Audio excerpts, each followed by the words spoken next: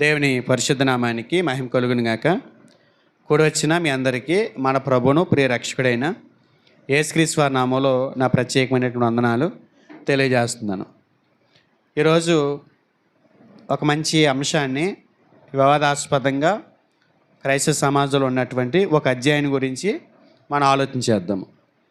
ఇందాక మనం చదివినటువంటి వాక్య భాగం సామెతల గ్రంథము 8వ అధ్యాయము 22 నుండి 31 వరకు మనం చదివాం. ఈ అధ్యాయం అంతా కూడా జ్ఞానము అనే దాని మీద వివరణిస్తున్నటువంటి అధ్యాయం. ఈ అధ్యాయం అంతా కూడా దేని మీద మాట్లాడుతుంది? జ్ఞానము ఘోషించుచున్నదని మొదటి వచనం, వివేచన తన స్వరం వినిపించుచున్నదన్నది మనకి కనబడుతుంది మొదటి వచనంలో. అయితే సామెతల గ్రంథం 8వ అధ్యాయం గురించి మనం ధ్యానించడానికి గల ముఖ్య కారణం ఏంటంటే, ఈ అధ్యాయము తప్పుగా బోధించబడుతుంది. సామెతల గ్రంథం 8వ అధ్యాయము ఒక భయంకరమైనటువంటి భిన్నబోధకి దారి తీసింది. అంటే ఈ అధ్యాయాన్ని అన్వయించుకోవటంలో, ఈ అధ్యాయాన్ని అర్థం చేసుకోవటంలో క్రైస్తవ సమాజం కొన్ని వర్గాల వారు పొరబడ్డారు. కనుక దీనికి సంబంధించి ఏంటి వాళ్ళ పడినటువంటి పొరపాటు, ఏంటి ప్రాబ్లం అనేది మనం ఆలోచించిన తర్వాత అసలు వివరణలోనికి మనం వెళ్దాం. ఈ వివరణ ఎందుకు తీసుకుంటున్నాము? 8వ అధ్యాయం మీద పూర్తి అవగాహన కలిగి ఉండాలి. శుక్రవారం ఆ రోజు మనం మాట్లాడుకున్నది ఏంటి? యేసుప్రభువు మాట్లాడినటువంటి మాటలో ఉన్నటువంటి భావం పైకి సరిగా అర్థం కాకపోవచ్చు, దాని లోన అంతరార్థం వేరు. పైకి కంటితో చదివిన దానికి దాని భావాలు వేరేని మనం ఆ రోజు నేర్చుకున్నాం. అంటే క్రైస్తవ సంఘం సిద్ధాంతాల పట్ల కూడా సరైనటువంటి అవగాహన కలిగి ఉండాలి. ఈ 8వ అధ్యాయము తప్పుగా బోధించబడుతుంది. ఎలా బోధించబడుతుంది? సామెతలు 8వ అధ్యాయము ఎవరికి అన్వయించబడుతుంది? సామెతలు 8వ అధ్యాయం ఎవరిని గురించి మాట్లాడుతుంది? 8వ అధ్యాయం దేని గురించి మాట్లాడుతుంది అనేది అధ్యయనం చేయకుండా కొన్ని పైనే వచనాలను ఆలోచిస్తూ ఈ అధ్యాయాన్ని యేసుక్రీస్తు వారికి అన్వయించారు. ఈ అధ్యాయాన్ని అన్వయించారు. ఇక్కడ చెప్పబడుతున్నటువంటి జ్ఞానం యేసుక్రీస్తు వారి గురించే ఈ అధ్యాయంలో రాయబడింది అని బోధ చేస్తున్నారు. ఇప్పటికీ చాలా సత్య సంబంధాలు అనుకున్నవారు, మత శాఖల్లో కొన్ని వర్గాల వారు కూడా సామెతల గ్రంథం 8వ అధ్యాయము యేసుక్రీస్తు వారికి అప్లై చేస్తున్నారు. సిద్ధాంతపరమైనటువంటి విషయం ఇది.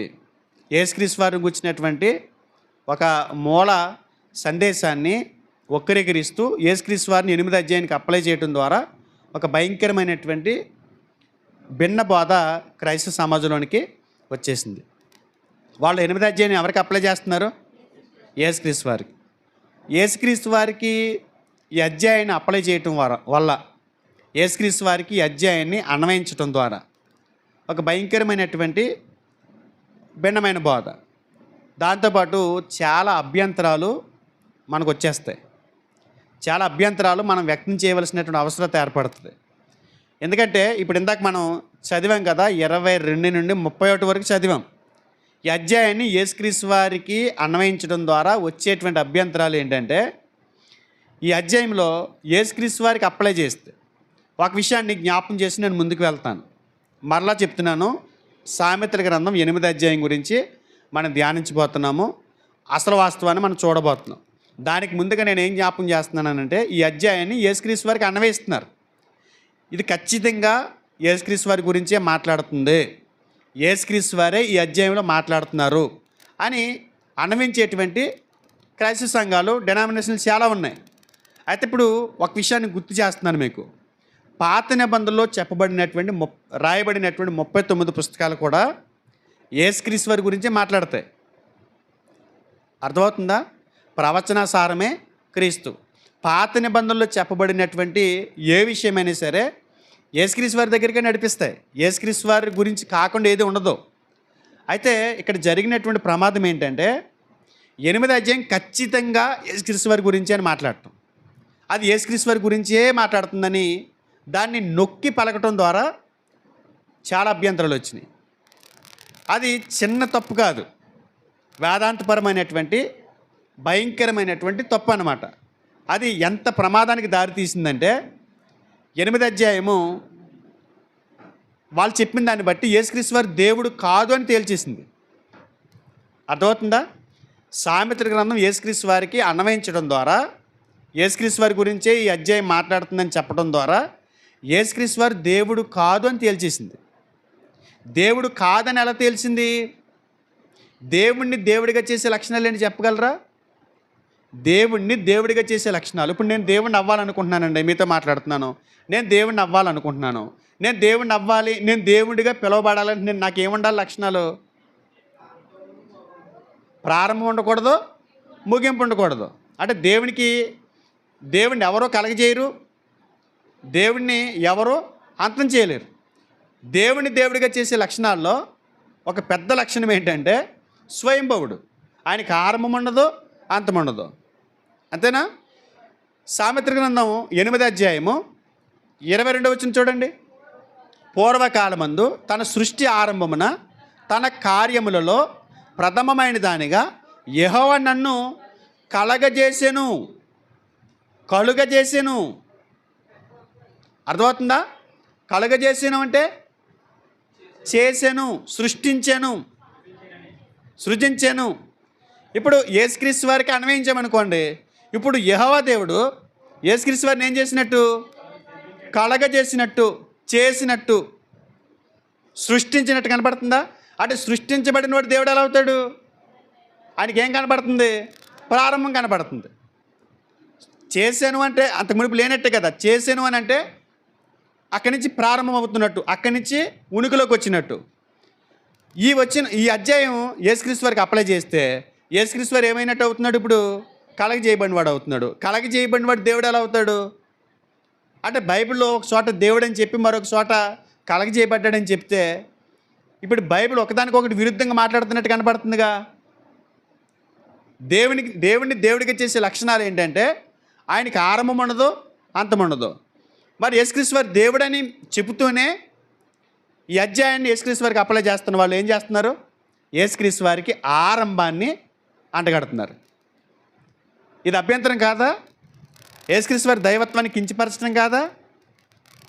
ఎప్పుడు ఎలా అన్వయించాలో అలా అన్వయించాలి. ప్రతి వచనం యేసుక్రీస్తు వారికి అన్వయించాలి పాత నిబంధన. ఎందుకంటే పాత నిబంధన అంతా కూడా యేసుక్రీస్తు వారికి ఛాయారూపకంగా ప్రవచనాత్మకంగా ఇవ్వబడ్డాయి కాబట్టి.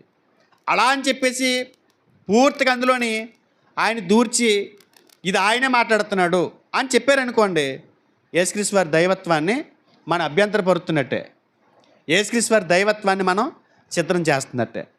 మరొక అభ్యంతరం ఏంటంటే యేసుక్రీస్తు ఆది ఉన్నట్టు అంతం ఉన్నట్టు కనపడుతుంది. యేసుక్రీస్తు వారికి ఏం కనపడుతుంది? ఆది అంతం కనపడుతుంది. మరి కలగజేశాను, నేను పుట్టి తిని అన్నాడా? 24 వచ్చిన చూడండి. వారి మాట ప్రకారం ప్రవాహ జలములు లేనప్పుడు, నీళ్లతో నిండిన ఊటలు లేనప్పుడు నేను పుట్టి తిని అంటే జన్మించాడని కదా. అంటే యేసుక్రీస్తు వారు ఏమనుకుంటున్నట్టు ఇప్పుడు? నేను పుట్టి తిని, ఈ సృష్టి లేక మునుపు నేను పుట్టి తిని అని యేసుప్రభువు చెప్పుకున్నట్టు కనబడుతుంది. యేసుక్రీస్తు వారు ఇప్పుడు పుట్టినవాడా ఉన్నవాడా? యేసుక్రీస్తు వారు ఉన్నవాడా పుట్టినవాడా? ఉన్నవాడు. ఒకసారి చూడండి, కొలస్సీలకు రాసిన పత్రిక మొదటి అధ్యాయము 17వ వచనం ఒకసారి చూస్తారా? ఆయన అన్నిటికంటే ముందుగా ఉండేనువా ఉన్నవాడా? ఉండేను అంటే ఒకప్పుడు ఉన్నాడు అంటే ప్రారంభం స్టార్ట్ అయినట్టే. ఉన్నవాడు అంటే ఇక ప్రారంభం అంటే ఏంటి మనకు కనపడట్లేదు. ప్రారంభం అనేది కనబడింది ఉన్నవాడు, ప్రారంభం కనబడేది ఉండేను. అందుగురించి పౌలు గారు ఈ మాటలు వివరిస్తున్నప్పుడు చాలా జాగ్రత్త వహించాడు. ఉన్నవాడు అని పదాన్ని పలికాడు తప్ప ఉండేను అని అనలా. ఉండేను అని అంటే కలగజేయబడిన వాడు అయిపోతాడు. ఉన్నవాడు అని అంటే ప్రారంభం లేనివాడిగా కనబడుతున్నాడు, ఆయన నిత్యుడిగా కనబడుతున్నాడు. మరి ఈ మాటలను బట్టి సామెతలు 8వ అధ్యాయం యేసుక్రీస్తు వారే మాట్లాడుతున్నారు. అక్కడ జ్ఞానం అని చెప్పబడిన వారు ఎవరు అని అంటే యేసుక్రీస్తు వారే అని పూర్తిగా ఆయనకి అన్వయిస్తే ఏం జరుగుతుంది ఇప్పుడు? యేసుక్రీస్తు వారు సృజించబడినటువంటి ఒక జీవిగా మారిపోతున్నాడు. అంటే సామెతలు 8వ అధ్యాయము దేని గురించి మాట్లాడుతుంది, ఎవరి గురించి మాట్లాడుతుంది అనేది మనం ఆలోచించకుండా ఇది ఎక్కడో 4 ముక్కలు పట్టుకుని బైబిల్లోయే అక్కడో పదం ఇక్కడ పదం లింకప్ చేసి ఇది యేసుక్రీస్తు వారే అని చెప్పడం ద్వారా మనం చేసినటువంటి దోషం పెద్ద దోషం అయిపోతుంది. ఈ దోషానికి ఇక పరిమితి లేదన్నమాట. ఈ దోషానికి పరిహారం కూడా ఉండదు. ఎందుకంటే ఎవరైతే మనల్ని కాపాడుతున్నాడో ఆయన దైవత్వాన్ని మనం ఏం చేస్తున్నట్టు అవుతాం? కించపరిచిన వారు అవుతాం. పైగా ఆ దైవత్వాన్ని చిత్తం చేసిన వాళ్ళు అవుతాం. వాక్యానికి భిన్నంగా మనం ఎదురు తిరిగిన వాళ్ళు అవుతాం. కనుక నేనేమంటానంటే సామెతలు 8వ అధ్యాయము యేసుక్రీస్తు వారే మాట్లాడుతున్నారు అని అంటే కనుక అది భిన్నమైన బోధ అవుతుంది. అది భిన్నమైన బోధ అవుతుంది. ఇప్పుడు ఇంతకీ సామెతల గ్రంథం 8వ అధ్యాయము ఎవరి గురించి మాట్లాడుతుంది, దేని గురించి మాట్లాడుతుంది, అసలు వాళ్ళు అలా అనుకోవటానికి గల కారణాలు ఏంటి? ఇవన్నీ మనం ఆలోచించాల్సినటువంటి అవసరత కలిగి ఉన్నాము. ఏంటి మనం ముందు చూసింది? సామెతలు 8వ అధ్యాయము యేసుక్రీస్తు వారికి అన్వయించడం ద్వారా అభ్యంతరాలని మనం ఇప్పటివరకు చూసాము. ఇప్పుడు సామెతలు 8వ అధ్యాయం యేసుక్రీస్తు గురించి అని వాళ్ళు అనడానికి, యేసుక్రీస్తు వారి గురించే అని వాళ్ళు చెప్పడానికి కొన్ని కారణాలు ఉన్నాయి. కారణం లేకుండా ఎవరు మాట్లాడరుగా. ఏదైనా ఒక బోధ చేసామని కూడా బోధకి ఏదైనా ఒక బేసిక్ ఉంటుంది కదా, వాళ్ళకి ఏదైనా ఒక ఆధారం ఉంటుంది కదా. దాన్ని మనం పరిశీలన చేస్తే సామెతలు 8వ అధ్యాయంలోని వచనాలు చాలామంది విశ్వాసులు, కొన్ని మతశాఖల వాళ్ళు, సత్య సంబంధమని చెప్పుకున్న వారు యేసుక్రీస్తు వారికి అణమింపజేయటానికి గల కొన్ని కారణాలు. ఇది యేసుక్రీస్తు గురించే అని మాట్లాడుతున్నారు కదా, యేసుక్రీస్తు వారి గురించే అని మాట్లాడడానికి వాళ్ళు చూపించేటువంటి కొన్ని విషయాలు చూద్దాం ఒకసారి. సామెతల గ్రంథం 8వ అధ్యాయము 1వ వచనం చూడండి. జ్ఞానము ఘోషించుచున్నది. జ్ఞానము ఘోషించుచున్నది. జ్ఞానము అనుందా? జ్ఞానము అని అనగానే యేసుక్రీస్తు వారి దగ్గరికి వెళ్ళారు. ఎందుకు యేసుక్రీస్తు వారి దగ్గరికి వెళ్ళారు? కొరింథీయులకు రాసిన మొదటి పత్రిక 1వ అధ్యాయము, కొరింథీయులకు రాసిన మొదటి పత్రిక 1వ అధ్యాయము 24వ వచనం చూడండి. ఆయన యూదులకు ఆటంకముగాను అన్యజనులకు వెర్రితనముగాను ఉన్నాడు. కానీ యూదులకేమి గ్రీసు దేశస్థులకేమి పిలవబడిన వారికే క్రీస్తు దేవుని శక్తియు దేవుని జ్ఞానమునై ఉన్నాడు. క్రీస్తు దేవుని శక్తియు దేవుని జ్ఞానమునై ఉన్నాడు. ఇక్కడ దేవుని జ్ఞానం అంటే ఎవరు? యేసుక్రీస్తు వారు. ఇప్పుడు అక్కడ సామెతలు 8వ అధ్యాయం 1వ వచనంలో ఉన్న జ్ఞానం ఘోషించుచున్నది, ఆ జ్ఞానం ఎవరు అంటే జ్ఞానం అక్కడ జ్ఞానం ఘోషిస్తుందని అంటే ఇక్కడ కొత్త నిబంధనలకు వచ్చేటప్పటికి దేవుని జ్ఞానం అని అంటే యేసుక్రీస్తు వారు. కాబట్టి యేసుక్రీస్తు వారిని తీసుకెళ్ళి ఎక్కడ పెట్టారు? అక్కడ పెట్టారు. ఇప్పుడు జ్ఞానం ఘోషిస్తుందంటే ఎవరు ఘోషిస్తున్నట్టు? యేసుక్రీస్తు వారే ఘోషిస్తున్నాడు. అక్కడ చెప్పబడినటువంటి జ్ఞానం యేసుక్రీస్తు వారే అని వాళ్ళు దీన్ని పాయింట్అవుట్ చేస్తున్నారు. వాస్తవానికి మీరు ఈ సందర్భం అర్థం అవ్వకపోతే, ఏది కొరింథీ మొదటి పత్రిక 24వ వచనం చెప్పబడినటువంటి సందర్భం అర్థం కాకపోతే, అక్కడ పౌలు గారు యేసుక్రీస్తు వారి గురించి మాట్లాడుతూ క్రీస్తు దేవుని శక్తి దేవుని జ్ఞానమై ఉన్నాడన్న మాటను తీసుకొచ్చి అక్కడ తగిలించడం అనేది చాలా పొరపాటు అవుతుంది సందర్భాన్ని అర్థం చేసుకోకపోతే. సందర్భం యేసుక్రీస్తు వారు జ్ఞానం అని చెప్పట్లేదు, అక్కడ యేసుక్రీస్తు వారి జ్ఞానం అని చెప్పట్లా. అంటే ఒక పదము ఇక్కడ ఉంది కాబట్టి ఈ పదం తీసుకెళ్ళి అక్కడ ఉన్న పదానికి ఇది అది ఒకటానికి కలిపితే చాలా పొరపాటు అవుతుంది. కొత్త నిబంధనకు వచ్చేటడికి జ్ఞానమని చెప్పబడినటువంటి యేసుక్రీస్తు వారిని తీసుకొచ్చి అక్కడ జ్ఞానమని చెప్పబడిన ఆ పదానికి లింకప్ చేసి దానికి అన్వయించి యేసుక్రీస్తు వారిని పెట్టడం ద్వారా ఎంత ప్రమాదం జరుగుతుందో చెప్తాను చూడండి. ఇలా పదాలు కలపొచ్చా? కంకర్డెన్స్ అని ఒక సేవకులకి అవసరమైనటువంటి ఒక బుక్ ఒకటి ఉంటుంది, కంకర్డెన్స్. కంకర్డెన్స్ అంటే ఏంటంటే ఒక పదాల కలయిక అనమాట. జ్ఞానము అని ఉందనుకోండి, బైబిల్లో ఎక్కడెక్కడ జ్ఞానం అని రాయబడిందో అవన్నిటిని ఒక దగ్గర పేర్చి సిద్ధపరుస్తారన్నమాట బుక్కు. తెలివి అని ఉందనుకోండి, బైబిల్లో తెలివి అని ఎక్కడెక్కడ పదాలు ఉన్నాయో అవన్నిటి తీసుకొచ్చి ఒక చోట పేరుస్తారు. అలా పదాలని ఒక చోట పేర్చేటువంటి కంకర్డెన్స్ బుక్ని తీసుకుని మనం ఎలా చూసామనుకోండి పొరపాట్లు పడతాం. జ్ఞానము అని ఎక్కడెక్కడ ఉందాన్ని తీసుకొచ్చి జ్ఞానం జ్ఞానం జ్ఞానం ఈ జ్ఞానం అక్కడ పెట్టేసి ఈ జ్ఞానం ఆయనే అంటే ఇక్కడ జ్ఞానం అని చెప్పబడిన వాడు యేసుక్రీస్తే అని కంకర్డెన్స్ లాంటి రిఫరెన్స్లు మనం బేస్ చేసుకుని మాట్లాడడం అనుకోండి చాలా పొరపాట్లు జరుగుతాయి. ఎందుకంటే మత్తయి సువార్త 13 అధ్యాయం ఒకసారి చూడండి. మత్తయి సువార్త 13 అధ్యాయము 33 వచనం చూడండి. ఆయన మరి ఒక ఉపమానం వారితో చెప్పాను. పరలోక రాజ్యము ఒక స్త్రీ తీసుకొని పిండి అంతయు పులుసు పొంగు వరకు 3 కొంచెముల పిండిలో దాచిపెట్టిన పుల్లని పిండిని పోలి ఉన్నది. పుల్లని పిండిని పోలి ఉన్నది. దేని పోలి ఉంది? పుల్లని పిండి, పులిసిన పిండి. దేవుని రాజ్యం గురించి వాళ్ళు యేసుక్రీస్తు వారిని అడిగినప్పుడు శిష్యులకి యేసుప్రభువు వారు చెప్తూ దేవుని రాజ్యం అంటే ఇలా ఉంటుందయ్యా. ఎలా ఉంటుందని అంటే, ఒక స్త్రీ 3 కుంచాల పిండి తీసుకుని రాత్రి పులియబెట్టినట్టు ఇడ్లీ పిండి తెచ్చుకుని, ఇడ్లీ అయితే పుల్లగుంటకి ఇష్టం ఉండదు. ఆపల పిండి అని కూడా మనం ఏం చేస్తాం? ఫ్రిడ్జ్లో పెట్టకుండా బయట ఉంచుతాం. ఎందుకంటే అవి పుల్లగుంటేనే టేస్ట్గా ఉంటాయి. దాని గురించి బయట వదిలేస్తాం. అలాగే ఇజ్రాయెల్ దేశంలో కూడా పుల్లని పిండి తయారు చేయడానికి వాళ్ళు ఏం చేసేవారు అంటే, పిండిని అలా పెట్టుంచేవారు. ఆ రాత్రి అది ఏమయ్యేది? పొంగి ఉదయానికి వాళ్ళు రొట్టెలు వేసుకోవడానికి పనిచేసేది. ఇక్కడ పుల్లని పిండి అని యేసుప్రభువు వాడారు. దేనికి సంబంధించి? దేవుని రాజ్యానికి సంబంధించి. దేవుని రాజ్యం అంటే ఎలా ఉంటుంది? దేవుని రాజ్యం అంటే ఏంటయ్యా అని అడిగితే, ఇలా పుల్లని పిండిని పులియబెట్టినట్టుగా ఉంటుంది అని యేసుప్రభువు చెప్పారు. ఇక్కడ పుల్లని పిండి అనే పదం వాడాడు కదా. ఇంకా ఎక్కడెక్కడ పుల్లని పిండి ఉంది? ఇంతకాల్లో చెప్పినట్టు జ్ఞానం, అక్కడ జ్ఞానం అని ఉంది కదా. ఈ జ్ఞానం ఇంకెక్కడ జ్ఞానం ఉందో చూస్తే అక్కడ జ్ఞానం పట్టుకొచ్చి ఇంతకు యేసుక్రీస్తు వారు, ఈ జ్ఞానం యేసుక్రీస్తు వారే అని చెప్పేస్తున్నారు కదా. ఇప్పుడు పుల్లని పిండి ఉంది కదా, పుల్లని పిండి ఇంకెక్కడ ఉందో చూద్దామా? పుల్లని పిండి ఎక్కడ ఉందో చూద్దామా? ఒకసారి మార్కు సువార్త 8 అధ్యాయం 15 వచనం చూడండి.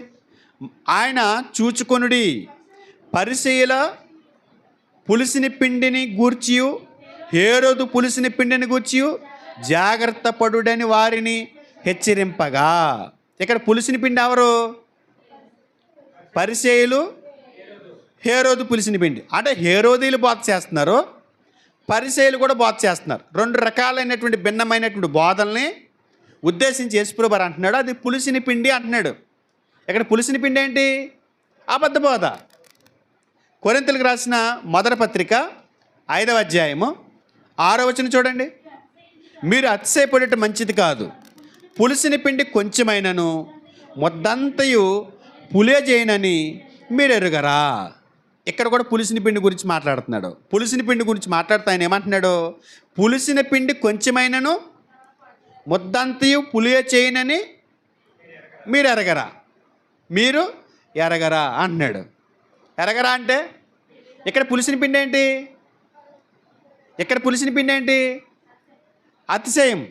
అంటే పాపాన్ని కూడా చేస్తున్న వ్యక్తుల్ని సంఘంలోనే ఉంచి వాళ్ళు అతిశయించటం.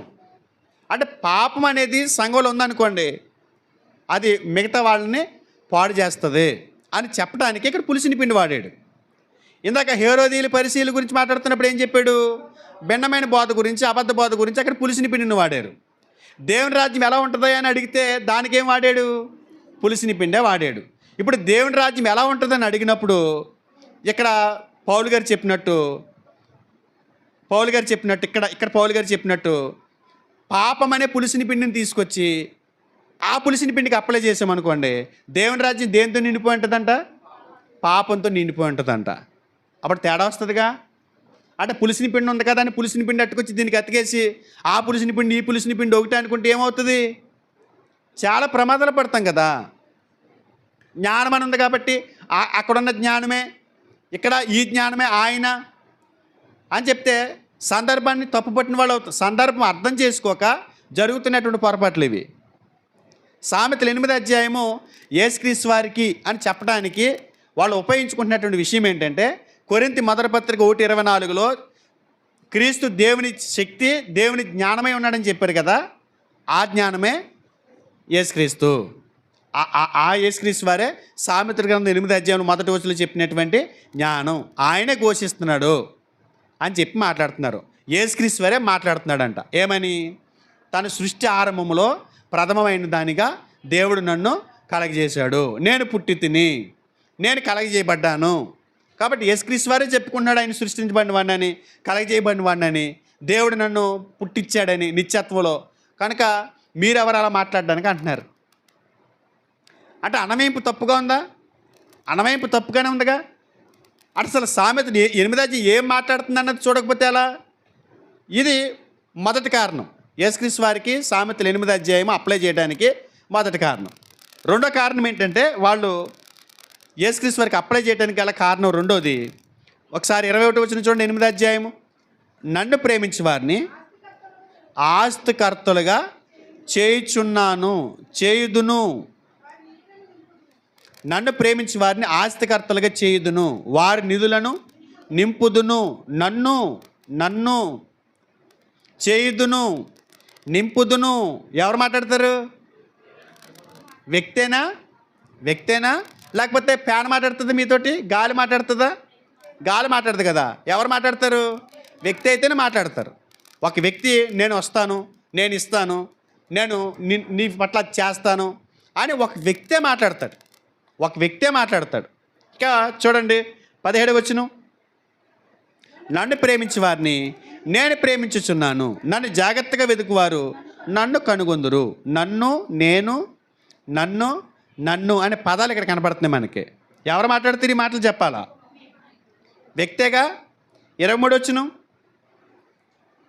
అనాది కాలం మొదలుకొని మొదటి నుండి భూమి ఉత్పత్తి అయిన కాలం పూర్వము నేను నియమింపబడితిని.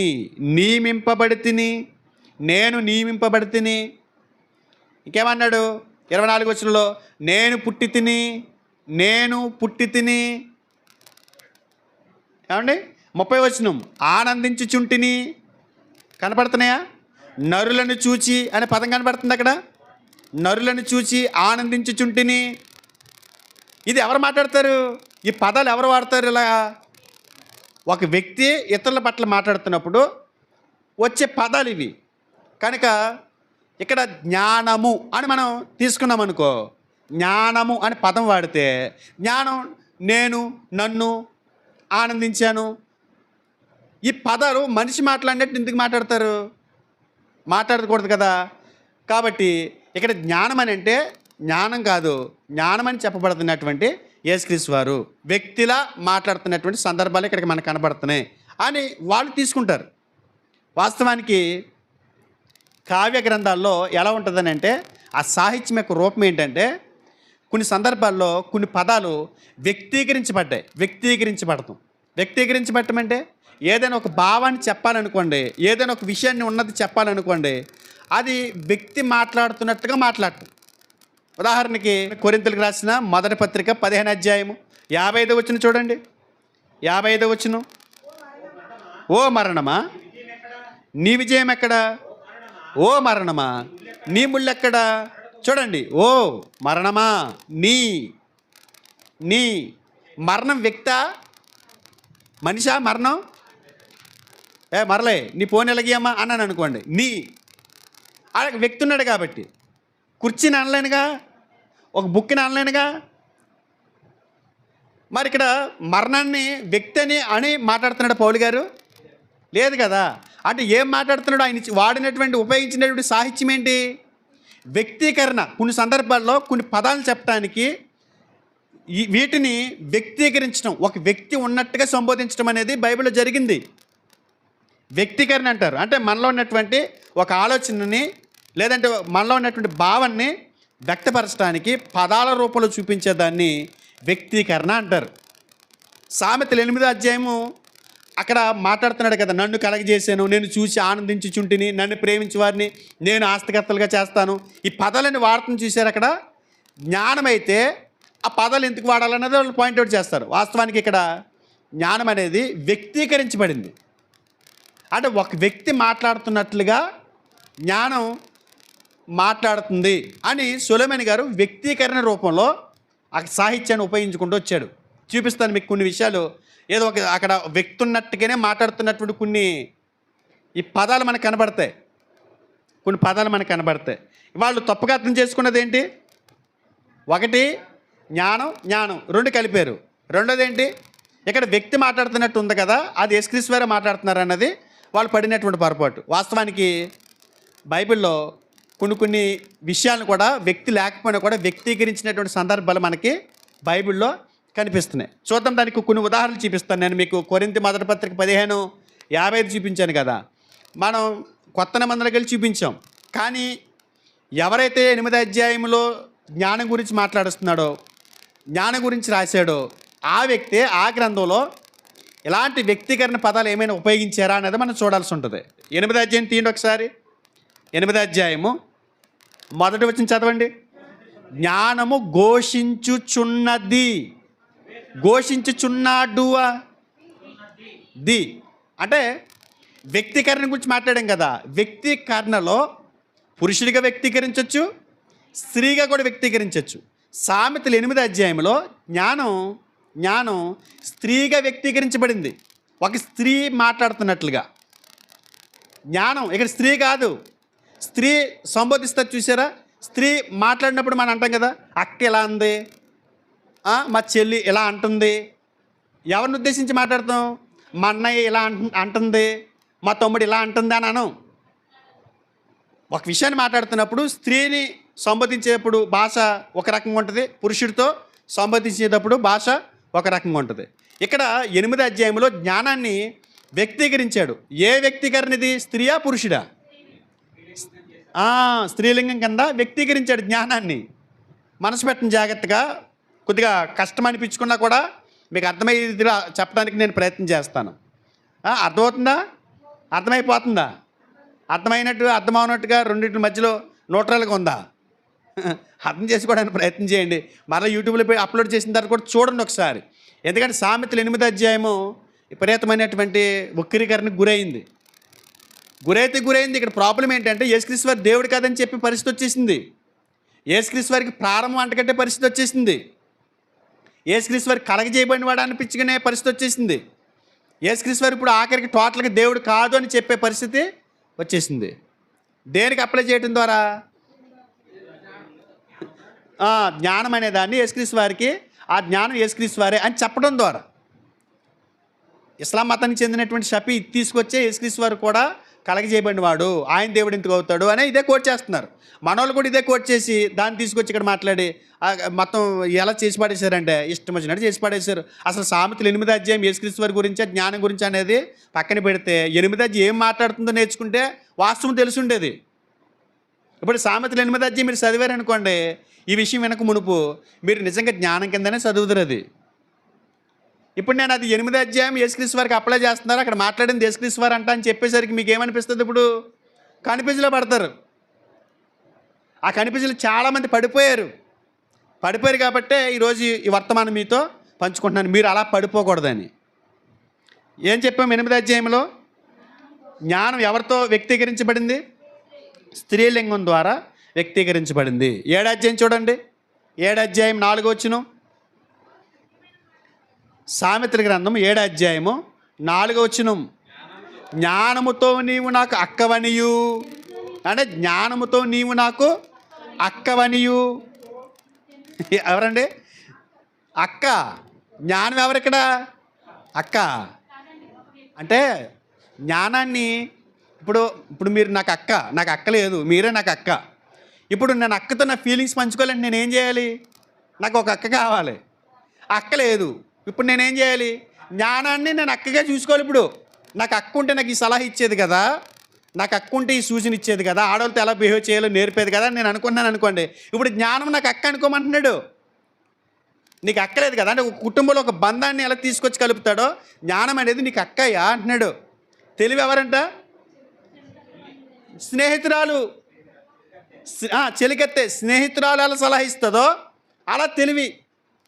అంటే ఇక్కడ ఎలా వ్యక్తీకరిస్తున్నాడు చూడండి, ఎంత అద్భుతంగా మాట్లాడుతున్నాడు చూడండి. ఇలాంటి వాస్తవాలు పక్కన పెట్టి ఇప్పుడు ఒకవేళ సామెతలు 8వ అధ్యాయం 1వ వచనంలో జ్ఞానం యేసుక్రీస్తు వారే అనుకుంటే మరి 7వ అధ్యాయం 4వ వచనం ఎలా అప్లై చేయాలి? మరి యేసుక్రీస్తు వారు అక్క మనకి అక్క అని ఎందుకు సంబోధించాడు ఇక్కడ? మరి అంటే 7వ అధ్యాయంలో జ్ఞానం వేరా, 8వ అధ్యాయానికి వచ్చేసరికి జ్ఞానం మారిపోయిందా? నేను పాయింట్అవుట్ చేస్తున్నాను, మీకు అర్థమవుతుంది అనుకుంటున్నాను. 7వ అధ్యాయం 4వ వచనంలో జ్ఞానం అక్కని చెప్పినటువంటి సొలొమోను గారు 8వ అధ్యాయానికి వచ్చేసరికి యేసుక్రీస్తు వారు అని ఎలా చెప్తాడు? ఒకసారి ఆలోచించండి. యేసుక్రీస్తు వారు సామెతలు 8 ప్రకారం యేసుక్రీస్తు వారు అయితే మరి 7వ అధ్యాయం 4లో చెప్పిన ఈ జ్ఞానం ఎవరు? అక్క అంటున్నాడు. మరి ఇది ప్రశ్నించాల్సి ఉంటుంది మనం.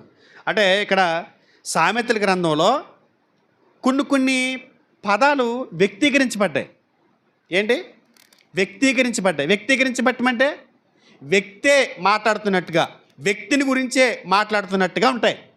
సామెతలు 8 యేసుక్రీస్తు వారి గురించే వాళ్ళు అనుకోవటానికి కారణం ఏంటంటే అక్కడ వ్యక్తిలా మాట్లాడుతున్నట్టు ఉంది. నేను, నన్ను అని యేసుప్రభు వారు మాట్లాడుతున్నట్టుగా ఉంది. అయితే జ్ఞానంతో పాటు ఇదే సామెతల గ్రంథంలో వ్యక్తీకరించబడినటువంటి కొన్ని పదాలు కూడా ఉన్నాయి జ్ఞానంతో పాటు. ఆశ్చర్యం వేస్తుంది మనకి. అంటే ఈ రచయిత ఏ ఉద్దేశం చెప్పుడు మాట్లాడుతున్నాడో మనం అర్థం చేసుకోకపోతే, మనకిష్టమైనట్టుగా మనం అన్వయించుకుంటే, ఎవరో ఏదో చెప్పారని చెప్పి ఆ మాట నమ్మి గ్రంథాన్ని పరిశీలించకపోతే ఇలాంటి భయంకరమైనటువంటి పొరపాట్లే మనం చేస్తాం. ఒకసారి ముందుకు వెళ్దామా? 9వ అధ్యాయం సామెతల గ్రంథం 9వ అధ్యాయం 13వ వచనం చూడండి. బుద్ధిహీనత అనునది బొబ్బలు పెట్టునది, అది కాముకురాలు, దానికి ఏమీ తెలియలేదు. కాముకురాలు ఎవరండి? స్త్రీయా? ఇక్కడ స్త్రీ ఎవరిని అంటాం కాముకురాలని మీరు చెప్పండి. ఒక స్త్రీ లైంగిక పాపంలో బాగా విస్తరించి చేస్తుంది అనుకోండి, ఆమె కాముకురాలు అని అంటాం. ఇక్కడ కాముకురాలు ఎవరో చెప్పాలి? స్త్రీయా? బుద్ధిహీనతను కూడా సొలొమోను గారు ఏమని వ్యక్తీకరిస్తున్నాడు? కాముకురాలు, ఒక స్త్రీని ఉద్దేశించి మాట్లాడుతున్నట్లుగా. జ్ఞానాన్ని కూడా సేమ్ అలాగే మాట్లాడాడు 8వ అధ్యాయంలో. అలాగే దానికి ముందు అధ్యాయంలో అక్క అన్నాడు. దానికి తర్వాత అధ్యాయంలో బుద్ధిహీనతని ఏమంటున్నాడు? కాముకురాలు. దానికి ఏమి లేదు, తెలివి లేదు. అంతేనా? దానికి తెలివి లేదు. ఎవరైనా మాట్లాడుతున్నారు అనుకోండి, తన భార్య గురించి మాట్లాడదు, దానికి తెలివి లేదు అంటే ఎవరిని ఉద్దేశించి దానికి తెలివి లేదని ఎవరిని అంటాం? వ్యక్తినే కదా అంటాం. వ్యక్తినే అంటాం. వస్తున్నాం కదా, కుర్చీ గురించి మాట్లాడామనుకో, కుర్చీకి దానికి తెలివి లేదు, అది అక్కడే కూర్చుందని అనలేం కదా. గాలిని దానికి తెలివి లేదు అని అనలేం. అప్పుడు అలా అనేసరికి అది ఇది అని అంటున్నాం అనుకోండి, అక్కడ వ్యక్తి లేకుండా ఎలా మాట్లాడుతున్నాడంటే అని మనం అనుకోకూడదు. బైబిల్లో సామెతల గ్రంథంలో సొలొమోను గారు వాడినటువంటి సాహిత్యం ఏంటంటే కొన్ని పదాలని ప్రజలకు అర్థం చేయించడం కొరకు వ్యక్తులను ఉద్దేశించి మాట్లాడుతున్నట్లుగా ఆ లక్షణాలను ఉద్దేశించి మాట్లాడాడు. జ్ఞానాన్ని కూడా ఆ కోణంలో మనం ఎందుకు ఆలోచించకూడదని అడుగుతున్నా. నేను పుట్టి తిని నన్ను కలగజేశాను, ఎవరు మాట్లాడుతున్నారు? ఇది యేసుక్రీస్తు వారా? జ్ఞానమా? జ్ఞానం వ్యక్తీకరించబడిందిగా, బుద్ధిహీనత వ్యక్తీకరించబడిందా? ఇంకా మనం ముందుకు వెళ్దాము. 5వ అధ్యాయము 1వ వచనం చూడండి. నా కుమారుడా, నా జ్ఞానోపదేశం ఆలకింపుము, వివేకము గల నా బోధకు చెవియొగ్గుము. అప్పుడు నీవు బుద్ధి కలిగి నడుచుకొందువు, తెలివిని బట్టి నీ పెదవులు మాట్లాడును. జార స్త్రీ పెదవుల నుండి తేనె కారును, దాని నోటి మాటలు నూనె కంటేను నునుపైనవి. దాని నోటి మాటలు, దాని వలన కలుగు ఫలము, దాని నడతలు. 5వ వచనం 6వ వచనం, అది జీవమార్గం ఏమాత్రం విచారింపదు. అది దాని అని పదాలు వాడుతున్నాడా?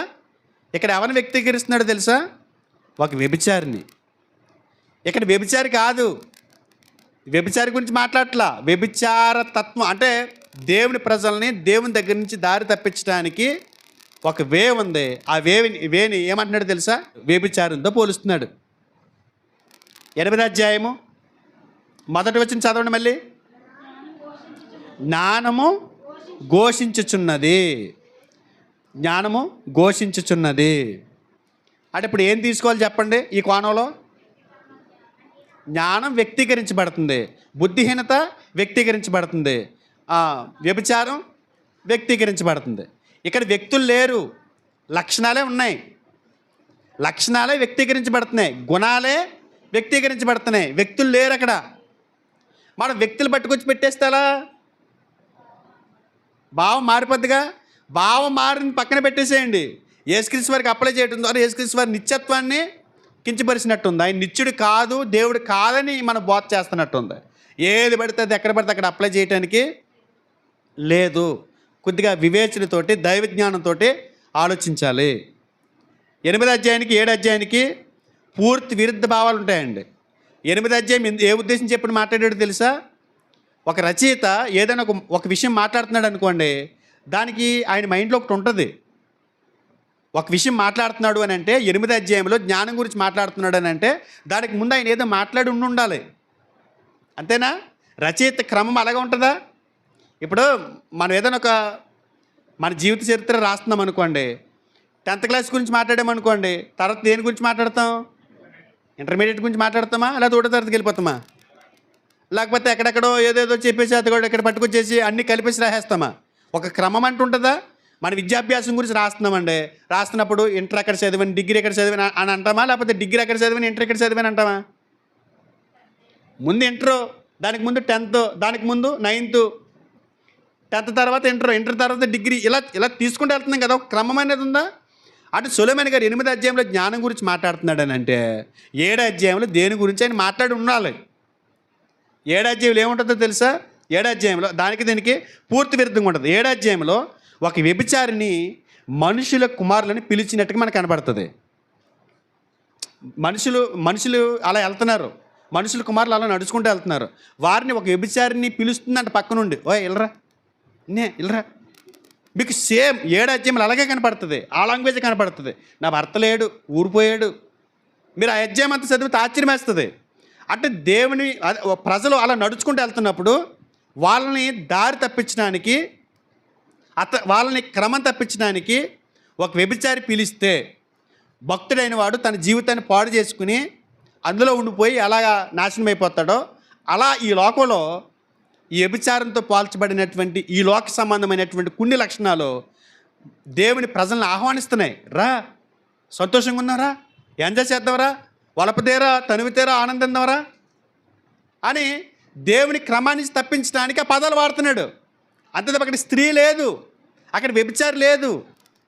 ఆపై వాళ్ళు ఎలా తిరగంగానే 8వ అధ్యాయానికి వచ్చేసరికి జ్ఞానం మనల్ని పిలిచి, ఒరే బుద్ధి లేనోడా, అది పిలిస్తే అక్కడికి వెళ్తామంటరా, ఇట్రా నన్ను కలుగుండు, నువ్వు నన్ను చూడు అని 8వ అధ్యాయం మాట్లాడుతుంది. అర్థమవలేదా? 2 రకాలైనటువంటి పిలుపులు మనకు వినపడుతుంది ఈ లోకంలో మన ప్రయాణంలో. ఒకటి పాపం చేయడానికి ప్రేరేపణ అయితే, ఒకటి జ్ఞానం కలిగి బ్రతుకి భూమి మీద అని చెప్పడానికి జ్ఞానం పిలుస్తున్నట్టుగా 8వ అధ్యాయంలో కనపడుతుంది. ఇది వ్యత్యాసం. అసలు ఇది ఎక్కడ తీసుకెళ్ళెట్టారు? యేసుక్రీస్తు వారికి ఆపాదించారు. ఇది యేసుక్రీస్తే మాట్లాడుతున్నాడు అన్నారు. అసలు వాస్తవానికి ఉన్నట్టుగా ప్లేన్గానే చదవండి. 7వ అధ్యాయం చదవంగానే 8వ అధ్యాయానికి వచ్చేసరికి దేవుడు అంటున్నాడు, ఓరు బాబా అలాంటి ఆకర్షణలకు వెళ్ళకు, జ్ఞానం చూడు, జ్ఞానం కలిగి ప్రవర్తించే లోకంలో అన్నట్టుగా మాట్లాడుతుంది అని ఇక్కడ చాలా స్పష్టంగా మనకు అర్థమవుతుంది. 8వ అధ్యాయంలో జ్ఞానం ఎవరైతే ఒక వ్యభిచారిని పిలిస్తే అటువైపు తిరిగారో వారిని తన వైపుకి తిరగమని, తనను అనుసరించమని 8వ అధ్యాయంలో జ్ఞానం మనల్ని ఆహ్వానిస్తుంది. అలాంటి పిలుపుని, అలాంటి ఆహ్వానాన్ని మనం గ్రహించడానికి బలమైనటువంటి కారణాలు కూడా చూపిస్తుంది.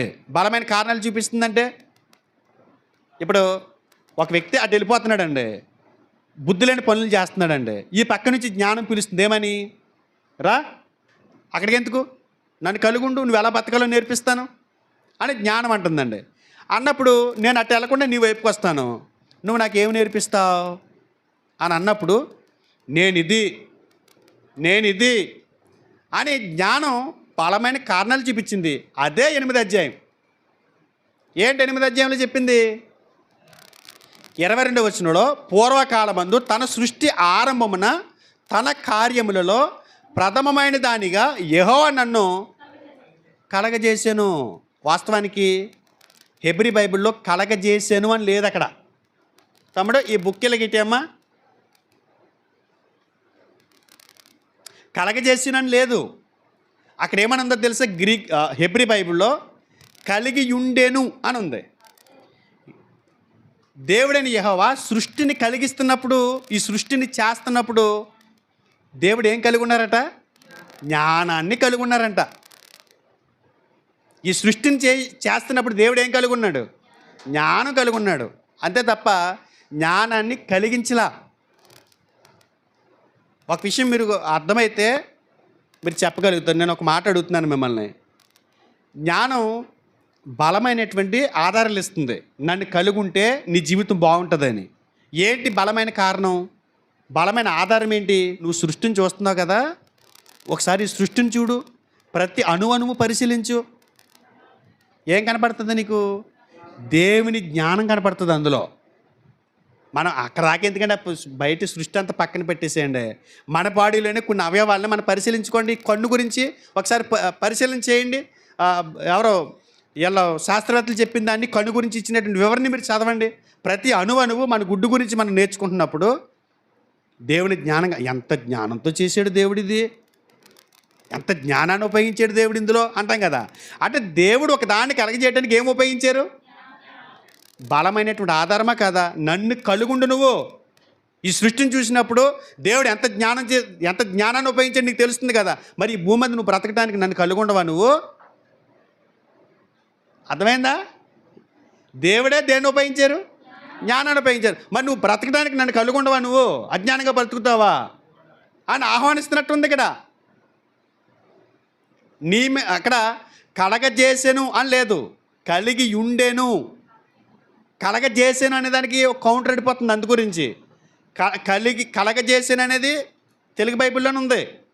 హెబ్రీ బైబిల్లో కలిగి ఉండేను అని ఉంది. ఏంటి కౌంటర్ ఏంటి చెప్తాను చూడండి. కలిగి ఉండేను, కలగజేసాను అనే దానికి మామూలు వ్యత్యాసం లేదు. పెద్ద బిగ్గెస్ట్ అనమాట అది మిస్టేక్. కలగజేసాను అంటే ఏంటి? ఇప్పుడు ఒకవేళ యేసుక్రీస్తు వారిని మనం అనుకోవట్లా, జ్ఞానమే అనుకుంటున్నాం. ఇప్పుడు దేవుడు దేని కలగజేశాడు? మరి అంతకుముందు జ్ఞానం లేదు ఆయనకి. ఆ తప్పది. అక్కడ అలా లేదు. హెబ్రీ బైబిల్లో కలిగి ఉండేను. దేవుడు ఆయనలో జ్ఞానం కలిగిన వాడు, జ్ఞానవంతుడైన, జ్ఞానానికి మూలమైన, జ్ఞానానికి మూలాధారమైన ఆయన జ్ఞానం కలగజేయటం ఏంటి కదా. అందుగురించే ఇది ఈ విషయాలు తీసుకోరాళ్ళు. ఎవరో ప్రత్యేకంగా ఈ విషయాన్ని ప్రస్తావన చేసే వాళ్ళు ఎవరైనా బైబిల్ ఓపెన్ యూనివర్సిటీకి చెందినటువంటి వాళ్ళు సామెతలు 8వ అధ్యాయము యేసుక్రీస్తు వారికి అప్లై చేస్తున్నారు. పైగా వాళ్ళు ఏమంటారంటే మూలాల్లోకి వెళ్ళకూడదు, మూల భాషతో పని ఏంటి, మనకు తెలుగు బైబిల్ మన చేతిలో ఉంది కదా అని మాట్లాడతారు. తెలుగు టు తెలుగు, మరలా మూల భాష అంటారు, హెబ్రీ అంటారు, గ్రీక్ అంటారు. తెలివితేటలు మీకు తెలుగు బైబిల్ తప్పుందా అని మాట్లాడతారు. అయితే అది స్థాపించి వాళ్ళకి జ్ఞానం నేర్పించారు అని చెప్పుకుంటున్నటువంటి సుందర్రావు గారు ఒక పాఠం ఇందులో రాశారు. ఒక పెద్ద ఆయన ఇందులో ఒక పాఠం రాశాడు. ఇందులో ఆ పాఠం ఏంటంటే, మొదటి పాఠం క్రీస్తుకే బాధకుడైన శోధకుడు అనేటువంటి ఈ పాఠంలో ఆయన ఇచ్చినటువంటి వివరణ ఏంటి తెలుసా? ఇప్పుడు ఒక వ్యక్తి దగ్గర మనం ఉంటున్నాం అనుకోండి, ఆ వ్యక్తి చెప్పింది వినాలిగా. ఒక వ్యక్తి జ్ఞానం నేర్పిస్తున్నాడు అనుకోండి, ఆ జ్ఞానాన్ని వినాలిగా. ఆ జ్ఞానాన్ని వినే క్రమంలో ఆయన ఏం మాట్లాడుతున్నాడో కూడా పరిశీలించాలిగా. ఆయన ఒక పాటలు ఏం చెప్పారనంటే, మత్తయి సువార్త 13:56లో మీరు ఇందులో ఉండదులే, మార్పు జరిగింది. ఇప్పుడు మత్తయి సువార్త 13:56లో ఏముంటుందో తెలుసా? ఆయన అక్క చెల్లెలుండ్రు మనతోనే ఉన్నవారు కారా అని ఉంటుంది బైబిల్లో. యేసుక్రీస్తు వారు చేస్తున్నటువంటి కార్యాలు చూసి ఆ పక్కన ఉన్న వాళ్ళందరూ ఆశ్చర్యపోతూ, ఈయన వడ్లమణి కుమారుడు కాదా, ఇతని తల్లి పేరు మరియ కాదా, ఈయనకి ఇంత తెలివితేటలు ఎక్కడి నుంచి వచ్చాయని ఆశ్చర్యం వ్యక్తం చేస్తూ మాట్లాడుతున్నటువంటి సందర్భంలో వాళ్ళు మాట్లాడుతున్నప్పుడు ఈయన అక్క చెల్లెండ్రు మనతోనే ఉన్నారు కారా అని పదం ఉంది కదా. ఎవరున్నారంటే మనతోటి? వాళ్ళన్నమాట. అక్క చెల్లెండ్రు మనతోనే ఉన్నవారు కారా అంటే ఇప్పుడు అక్క అంటే యేసుక్రీస్తు వారు ప్రథమ సంతానమా రెండో సంతానమా? యేసుక్రీస్తు వారు పుట్టింది కన్యక కానామిక. కన్యకకి పుట్టాడంటే అర్థం ఏంటి? యేసుక్రీస్తు వారికి ముందు ఎవరో ఆమెకు పుట్టి ఉండలేదు. మరి ఇక్కడ అక్క ఎలా వచ్చింది? అక్క ఉందంటే ఆవిడ కన్య కాకపోయి ఉండొచ్చు.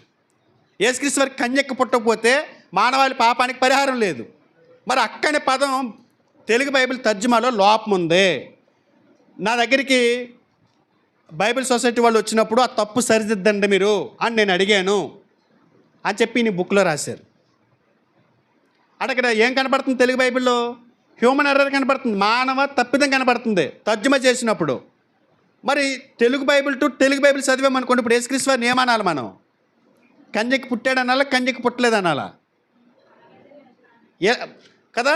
ఈ పెద్ద ఆయన ఏం రాశారనంటే, ఖచ్చితంగా ఇక్కడ తప్పు పడింది, తెలుగు బైబిల్లో తప్పులు ఉన్నాయి, అచ్చు తప్పులు ఉన్నాయి, మీరు వాటిని సరిచేయండి అని బైబిల్ ఓపెన్ యూనివర్సిటీ తోటి, క్షమించాలి, సొసైటీ బైబిల్ సొసైటీ వాళ్ళతోటి మాట్లాడారు ఆయన. బైబిల్ సొసైటీ వాళ్ళతో మాట్లాడారు ఆయన. మాట్లాడి కొంతవరకు మార్చగలగటానికి అందులో ఆయన పాలు భాగిస్తూనే ఉన్నాడు. ఇప్పుడు మరి ఆయన వెనకాల వచ్చినటువంటి ఆయన దగ్గర నేర్చుకున్నామని చెప్పినటువంటి వాళ్ళు ఏం చెబుతున్నారో తెలుసా? Telugu Bible to Telugu Bible, ఇక మూలాల్లోకి మనం వెళ్ళకూడదు అంటున్నారు. ఇప్పుడు మూలాల్లోకి వెళ్ళకపోవటం వల్ల ఏమొచ్చింది నష్టం? ఇక్కడ 22లో కలగజేసినా కలిగి ఉండేనా? మరి ఏం తీసుకుందాం? పెద్ద ఆయన చెప్పింది తీసుకుందామా, ఆయన శిష్యులు చెప్పింది తీసుకుందామా? పెద్ద ఆయన చెప్పిందే తీసుకుందాం. ఈ విషయంలో, తర్జుమాల విషయంలో ఏమర్థమైంది? సామెతలు 8 ఎవరి గురించి? జ్ఞానమేనా? డిక్లేర్ చేసారా? అక్కడ పాత నిబంధనలు ఏదైనా వచ్చి చూపించాల్సి వచ్చినప్పుడు యేసుక్రీస్తు వారికి అప్లై చేయరా? సందర్భాన్ని బట్టి యేసుక్రీస్తు వారికి అప్లై చేయొచ్చు. ఇక్కడ దైవత్వానికి కించపరిచే విధంగా ఉంది కాబట్టి కొద్దిగా జాగ్రత్త వహించాలి. ఏదైనా మనం మాట్లాడుతున్నప్పుడు జాగ్రత్త తీసుకోవాలి. 7, 8 పక్కన పెట్టి చూస్తుంటే మనకి ఏమర్థమవుతుంది? 7 పాడు చేసేవాళ్ళు ఆహ్వానిస్తున్నట్టు చూపిస్తుంది. 8 పాడవకు జ్ఞానం కలిగి నడువు అని మనల్ని ఆహ్వానిస్తున్నటువంటి జ్ఞానం మనకు కనిపిస్తుంది. సామెతలు 8వ అధ్యాయంలో ఇంకా మనం కొంత డెప్త్కి వెళ్దాము, అసలు విషయానికి వెళ్దాం, వాస్తవానికి వెళ్దాము. ఎప్పటి వరకు వాళ్ళు చెప్పిన దానికి మనం కౌంటర్ వేసుకుంటూ వచ్చాం. మ్యాక్సిమం ఫలితం వచ్చిందని నేను అనుకుంటున్నా, కానీ ఇంకా మనం ముందుకు వెళ్దాము. ఇందాక ఏమనుకున్నాం మనం? జ్ఞానం దాన్ని అనుసరించమని 8వ అధ్యాయంలో 7 అధ్యాయంలో తిరిగిపోయినటువంటి వారిని ఆహ్వానిస్తున్నట్టుగా, దానికి బలమైనటువంటి కారణాలు చూపిస్తున్నట్టుగా మనం ఆలోచించాం కదా. బలమైన కారణాలు ఏంటో మనకు తెలియాలంటే మనం జ్ఞానం గురించి కొన్ని సంగతులు నేర్చుకోవాల్సి ఉంది. ఇది అర్థం చేసుకోవడానికి సామెతలు 8వ అధ్యాయం మనం అర్థం చేసుకోవడానికి హిబ్రూ వచనం యొక్క ఖచ్చితమైనటువంటి అనువాదం మనం తెలియాలంట. హిబ్రూ పదము యొక్క ఖచ్చితమైనటువంటి అనువాదం. అక్కడ జ్ఞానము అని వాడినటువంటి పదం దగ్గర హీబ్రూలో ఏముందో తెలిస్తే ఎవరన్నది క్లారిటీ వస్తుంది. అంతేనా? హీబ్రూలో ఎవరు అనేది మనం అర్థం అవ్వాలని అంటే ఆ పదానికి అర్థం తెలిసిందనుకోండి, క్లారిటీ వస్తుంది. ఈ అధ్యాయంలో జ్ఞానం గురించి, సామెతలు 8వ అధ్యాయంలో జ్ఞానం గురించి ఎవరు అని కాకుండా ఏమిటి అని ఆలోచిస్తే మనకి సమాధానం వస్తుంది. మళ్ళీ చెప్పనా? సామెతలు 8వ అధ్యాయంలో ఎవరు అని కాకుండా ఏమిటి అని ఆలోచిస్తే మనకి సమాధానం వస్తుంది. ఎవరు అని అంటే అక్కడ వ్యక్తులు ఎవర వ్యక్తి అని అనకూడదు. ఎందుకంటే బుద్ధిహీనత కాముకురాలు, జ్ఞానం మనకు అక్క. ఇక్కడ వ్యక్తులు కాకుండానే వ్యక్తీకరించబడ్డారు కాబట్టి మనం ఇలాంటి పదాలకు అర్థం తీసుకోకపోతే నష్టపోతామంటున్నాను నేను. ఎవరు కాదు అక్కడ, కాముకురాలు ఎవరివిడి అనుకో, అక్క ఎవరిమే అనుకో, ఎవరు కాదు ఏమిటి, బుద్ధిహీనత, జ్ఞానం. ఇలా తీసుకోగలిగితే మనం ఖచ్చితంగా దాన్ని వివరణ తీసుకోగలుగుతాం. ఈ విషయం సామెతలు 8కి ముందు చూసినటువంటి అధ్యాయాన్ని బట్టి చాలా స్పష్టత వచ్చింది మనకి. ఇక్కడ ఖచ్చితంగా జ్ఞానమే. 7వ అధ్యాయాన్ని ఆధారం చేసుకుంటే 8వ అధ్యాయంలో చెప్పినటువంటి ఆ జ్ఞానమే, ఎవరూ కాదు, ఏమిటి. ఈ సామెత జ్ఞానాన్ని పొందడం యొక్క ప్రాముఖ్యత గురించి మాట్లాడుతుంది. సామెతలు 8వ అధ్యాయం దేని గురించి మాట్లాడుతుంది? జ్ఞానాన్ని పొందుకోవడం ద్వారా వచ్చేటువంటి ప్రాముఖ్యత. జ్ఞానం లేని వ్యక్తి ఎలా ప్రవర్తిస్తాడో, జ్ఞానం కలిగినటువంటి వ్యక్తి ఎలా ప్రవర్తిస్తాడో అనే దాని గురించినటువంటి ప్రాముఖ్యత మాట్లాడుతుంది అనేది గుర్తుపెట్టుకోండి. హీబ్రూ పదం గురించి మాట్లాడాం కదా మనం ఇందాక, మూలార్థం తీసుకుంటే కరెక్ట్ నిర్వచనం వస్తుందని. ఇక్కడ సామెతల గ్రంథం 8వ అధ్యాయంలో 1వ వచనంలో జ్ఞానం అన్న చోట ఉన్న పదం ఏంటి తెలుసా? కోక్మా అనే పదం ఉంది. కోక్మా. యూద మతంలోని జ్ఞానానికి 3 అర్థాలు ఉన్నాయి. 3 అర్థాలు. ఉదాహరణకి గ్రీకులో మనం మాట్లాడుకుంటున్నట్లుగా ఒక పదానికి ఒక అర్థమే ఉండదు. ఒక పదం ఉందనుకోండి, ఆ పదానికి ఒకటే నిర్వచనం వస్తుంది మన తెలుగులో. గ్రీకులు ఉన్నారండి, ప్రేమ అనే పదం మనకు బైబిల్లో కనపడింది అనుకోండి. మన గత 2 వారాల క్రితం ఒక మాట చెప్పాను, పేతురు నన్ను నువ్వు ప్రేమించుచున్నావా అని అడిగారు. దానికి జవాబుగా పేతురు ఏమన్నాడు? అవును ప్రభా, ప్రేమించుచున్నాను అని. ఇక్కడ విషయం ఏంటి తెలుసా? యేసుక్రీస్తు వారు పేతురు గారిని అడుగుతున్నప్పుడు, పేతురు నువ్వు నన్ను ప్రేమించుచున్నావా, ప్రేమించుచున్నావా అనే పదం దగ్గర ఏముందో తెలుసు, గ్రీకులో అగాపే అని ఉంది. పేతురు గారు సమాధానం ఇస్తూ ఆయన మాట్లాడాడు ఏమని, అవును ప్రభా ప్రేమించుచున్నాను అని ఉంది. అక్కడ అగాపే లేదు, అక్కడ అగాపే లేదు. అగాపే అంటే ఏంటి? ఇక్కడ ఏముందో తెలుసా, అవును ప్రభా ప్రేమించుచున్నాను అనే పదం దగ్గర ఈరోజు ఉంది. ఈరోజు గ్రీకులు ప్రేమకి 4 పదాలు వాడతారు. ఒకటి అగాపే, 2 ఈరోసు, 3 స్టోర్జీ. ఇలా కొన్ని పదాలు ఉంటాయి. అంటే వాళ్ళు ఏం చూపిస్తున్నారంటే ప్రేమల వ్యత్యాసాలు చూపించడానికి ఆ పదాలు వాడతారు. భార్య భర్తల మధ్య ఉన్నటువంటి ప్రేమకం ఒక అర్థం వస్తుంది, స్నేహితుల మధ్య ఉన్నటువంటి ప్రేమకం ఒక అర్థం వస్తుంది, పిల్లలకి తల్లిదండ్రులు పిల్లలకి మధ్య ఉన్నటువంటి కుటుంబ బాంధవానికి సంబంధించిన ప్రేమ ఉంటుంది చూసారు, దానికి ఒక అర్థం వస్తుంది. దేవుడు ప్రజలు ప్రేమిస్తున్నప్పుడు ఆ ప్రేమకి ఒక అర్థం వస్తుంది. 3 అర్థాలు ఈ లోక సంబంధమైనటువంటి ప్రేమకి నిర్వచనం ఇచ్చినాయి. ఒకే ఒక అర్థం దేవుని ప్రేమకి అర్థాన్ని ఇచ్చింది. అంటే అగాపే ప్రేమ అంటే ఏంటి తెలుసా, కొలతలు లేనిది, బదులు ఆశించినది. బదులు ఆశించిన ప్రేమతో నా గొర్రెల్ని ప్రేమిస్తావని యేసుక్రీస్తు వారు అడిగారు. ప్రభా ప్రేమిస్తాను ప్రభా అన్నాడు. ఈరోజు బదులు ఆశించే ప్రేమతో ప్రేమిస్తానని చెప్తున్నాడు ఆయన. అంటే ప్రేమకి నిర్వచనాన్ని ఇచ్చారు వాళ్ళు. 4 పదాలు ఉన్నాయి. అలాగే జ్ఞానానికి ఒకటే పెట్టుకుని వెళ్ళకూడదు. హీబ్రూలో యోధా మతానికి సంబంధించి జ్ఞానానికి 3 పదాలు వాడారు. 1 కోక్మా, 2 బెనా, 3 దాత్. 3 పదాలు వాడారు. జ్ఞానమనే ఉంటుంది. 3 పదాల్లో 3టికి 3 అర్థాలు ఉంటాయి. ఇక్కడ వాడినటువంటి పదానికి అర్థం ఏంటి? కోక్మా. హీబ్రూలో మాట్లాడినటువంటి పదానికి కోక్మా అంటే అర్థం ఏంటి తెలుసా? దానికి అర్థమేంటి తెలుసా? వీళ్ళు అనుకున్నట్టుగా యేసుక్రీస్తు వారు కాదు. వీళ్ళు అనుకున్నట్టుగా యేసుక్రీస్తు వారు కాదు. మీకు ఏమర్థమవుతుంది ఈ మాటను బట్టి? 3 పదాలు ఉన్నాయి కదా హీబ్రూకి. అంటే జ్ఞానం యొక్క రకాలు కనపడుతున్నాయి. ఇందాక నేను చెప్పినట్టుగా ప్రేమకి ఏం కనపడ్డాయి? 4 రకాలు కనపడ్డాయి. ఇక్కడ జ్ఞానానికి ఎన్ని రకాలు కనపడుతున్నాయి? 3 రకాలు కనపడుతున్నాయి. అంటే మనం కలిగి ఉన్నటువంటి జ్ఞానం, మనం చూపిస్తున్నటువంటి జ్ఞానం 3 రకాలు. 3 రకాలైనటువంటి జ్ఞానం కలిగి ఉంటాం మనం. ఒకే రకమైన జ్ఞానం అందరూ కలిగి ఉండరు. 1 మేధోపదమైన ఆధ్యాత్మిక జీవితానికి సంబంధించినటువంటి జ్ఞానం కలిగి ఉండటాన్ని కోక్మా అనే దానికి వివరిస్తారు.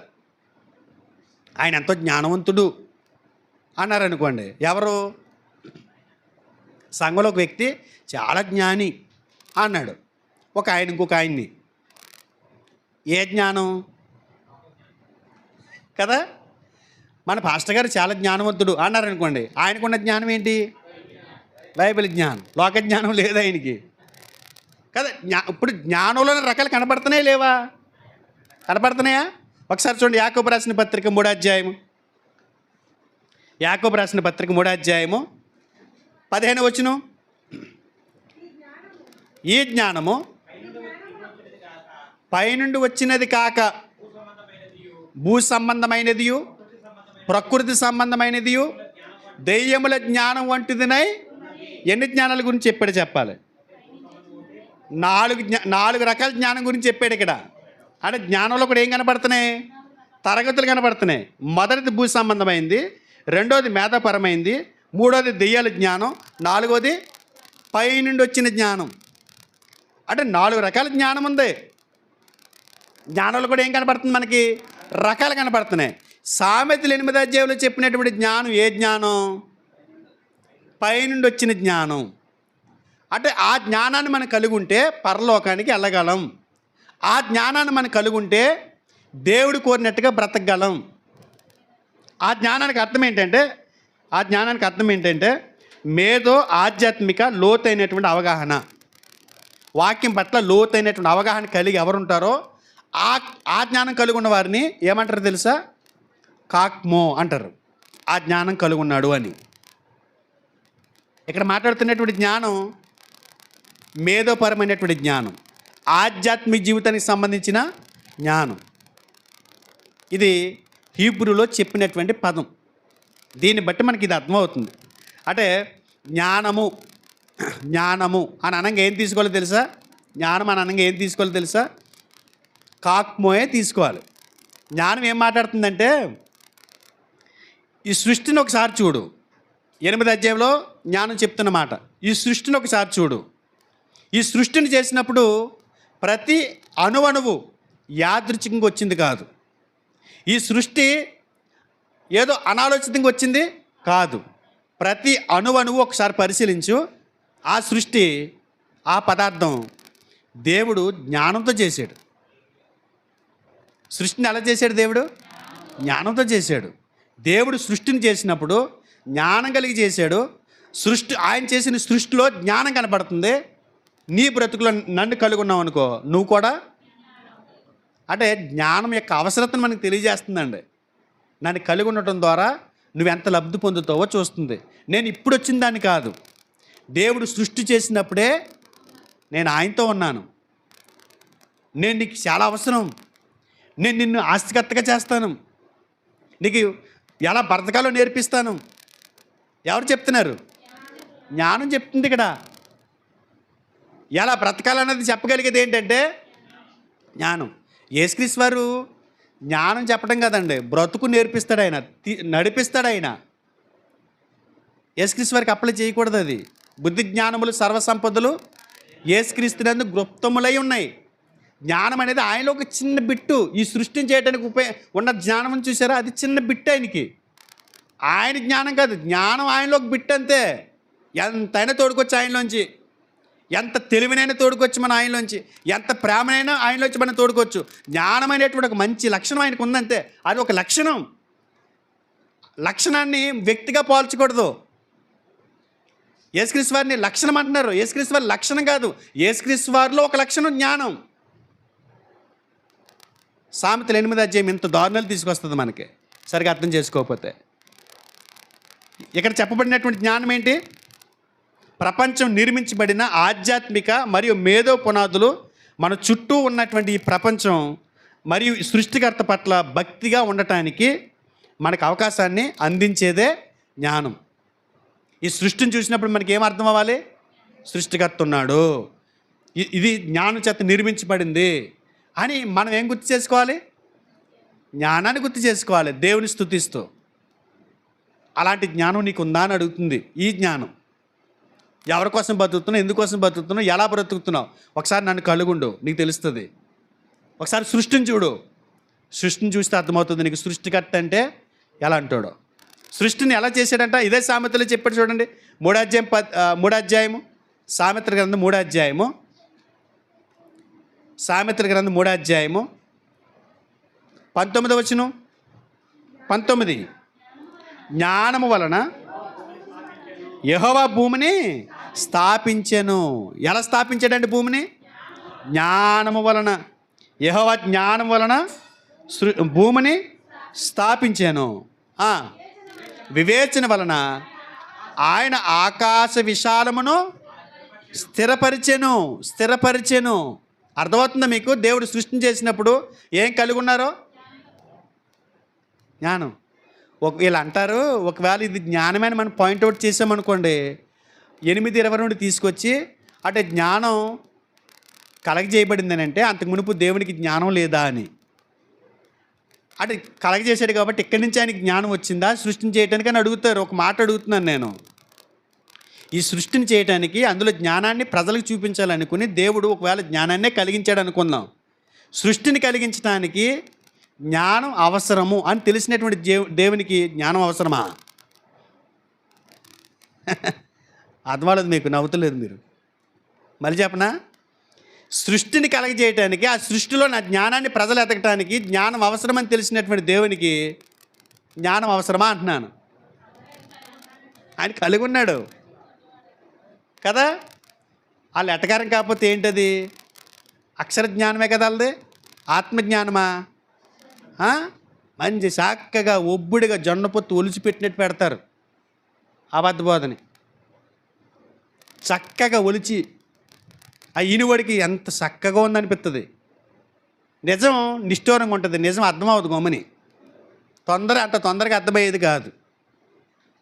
ఇక్కడ చెప్పబడినటువంటి జ్ఞానం మేధో పునాదులు. ఒకసారి చూడు ఎంత తెలివితో భూమికి పునాదులు వేసాడో, ఎంత జ్ఞానాన్ని ఉపయోగించాడు సృష్టికర్త.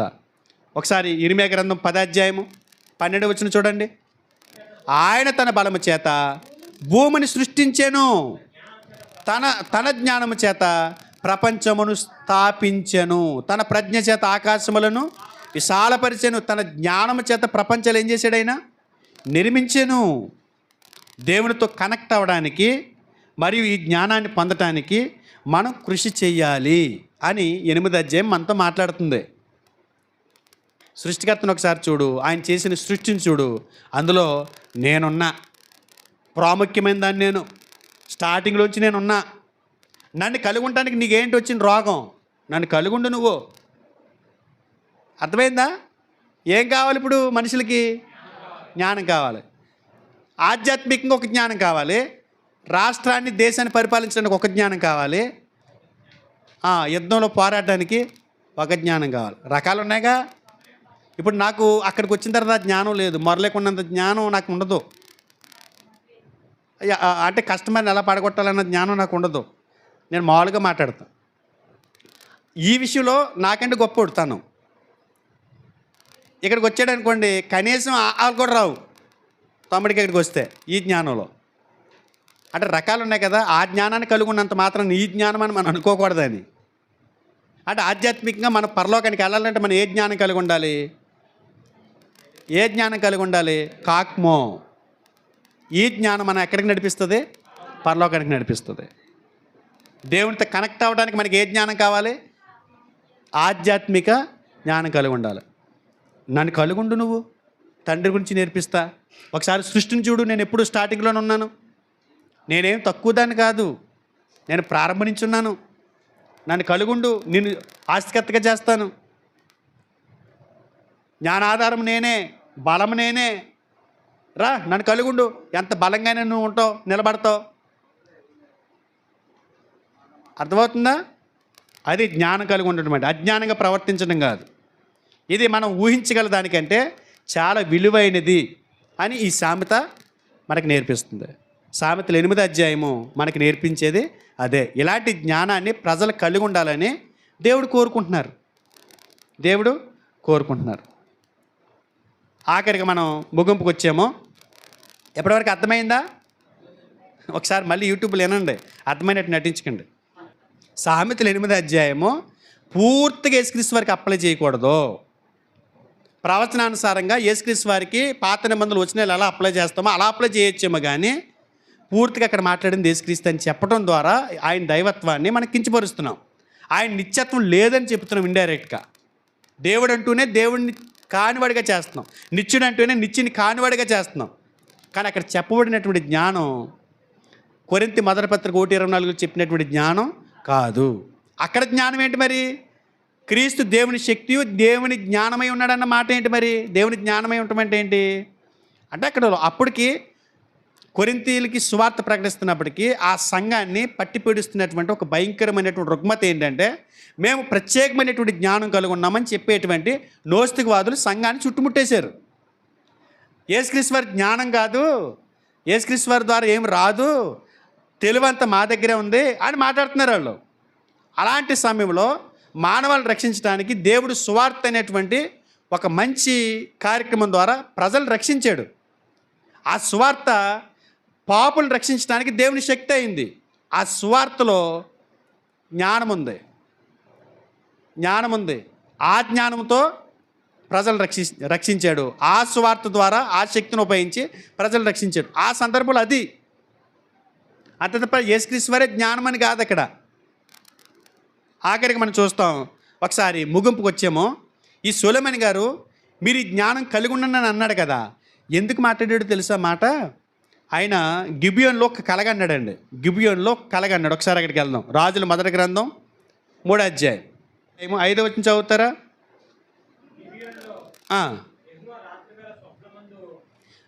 చదువుతారు మళ్ళీ. గిబియోనులో యెహోవా రాత్రి వేళ స్వప్నమందు సొలొమోనుకు ప్రత్యక్షమై, నేను నీకు నిచ్చుటకు ఏమిష్టమో, నీకేమిష్టమో దాన్ని అడుగుమని దేవుడు అతనితో సెలవీయగా. అంటే ఏమడుగుతున్నారండి? కళ్ళలో కనపడి దేవుడు స్వప్నమందు నీకేమిష్టమో అడుగు అన్నాడు. అసలు జ్ఞానానికి 3 పదాలు ఉన్నాయి కదా హీబ్రూలో. ఈ మూడిట్లో ఏ జ్ఞానం అడుగుంటాడో చెప్పాలి. ఏం అడుగుంటాడో చెప్పాలి. ఏంటి మూడిట్లో మూడేంటి? కోక్మా, బినా, దాత్. ఈ మూడిట్లో ఏది అడుగుంటాడు చెప్పాలి? కోక్మా అడుగుంటాడు. ఎందుకని?